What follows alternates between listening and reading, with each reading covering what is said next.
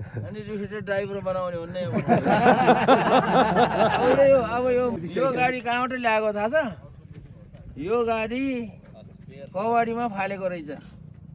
यो फेक नेपाल भन्ने साथीहरू हो त्यहाँ, यिनीहरूले कति वर्ष चलाएर अनि काठमाडौँमा कवाडीमा फाले, कवाडीलाई दिइसकेको रहेछ क्या। मैले एक दिन यसो कुरा गर्दा एउटा गाडी, यो कोरोनाको समयमा हो, एउटा गाडी चाहिएको थियो यार भन्ने कुरा, यहाँ यो कोरोनामा यताउता गर्नलाई एउटा गाडी चाहिएको थियो भनेको त त्यो केटा त्यो यो फेक नेपालको साथीले के भने अस्ति भनेको त दिनदिनै हामी कवाडीलाई बेचिसक्यौँ भन्यो है। यही गाडी के कवाडीलाई बेचिसक्यौँ, कवाडी त ल भने त कवाडीलाई लैजेर उहाँ के अरे बोल्कुमा लगेर राखिसकेको रहेछ।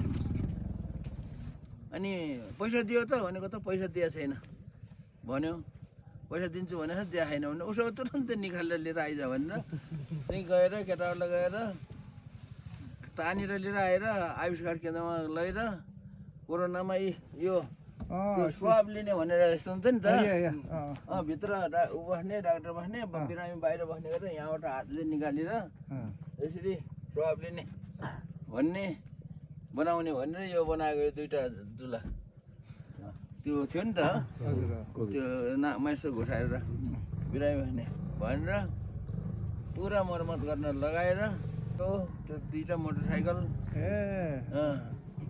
अझै नि एउटा स्कुटर मैले किन पठाइदिएको थाहा छ?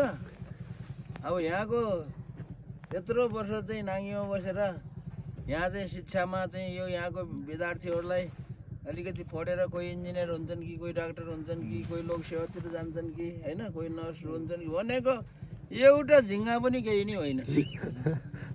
अनि रिफिटेड ड्राइभर बनाउने भन्ने